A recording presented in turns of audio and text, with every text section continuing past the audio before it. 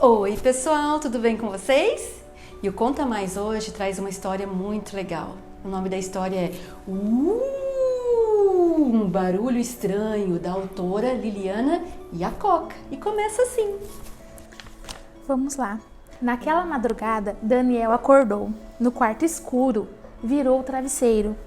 Era gostoso o fresquinho do outro lado, mas antes de pegar de novo no sono, escutou um ruído. O que será? Parecia que alguém estava abrindo a porta do quarto dele. Mamãe, tem um ladrão no meu quarto! Mas com medo a voz nem saiu. Daniel, apavorado, se encolheu na cama, enquanto a porta se abria. A janela balançou. Mamãe, tem um ladrão e um fantasma no meu quarto! Mas com medo, a voz nem saiu. Todo arrepiado, se enfiou inteirinho debaixo do cobertor, enquanto a porta se abria e a janela balançava. O abajur caiu e a lâmpada estourou.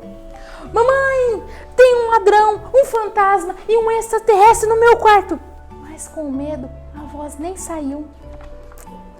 Daniel, batendo os dentes, deu um pulo e escondeu embaixo da cama.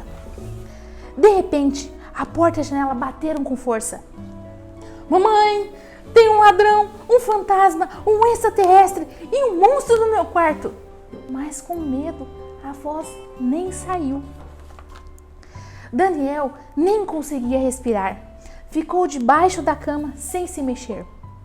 Até que não ouviu mais nenhum barulho. Criou coragem e espiou. Não tinha ninguém no quarto.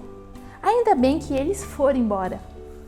Subiu na cama, virou outra vez o travesseiro, fechou os olhos, dormiu e sonhou. Nem escutou o estrondo que vinha lá de fora. Alguém tinha esquecido a janela aberta. E o vento, antes da tempestade, era o culpado de tudo. E assim termina nossa história de hoje.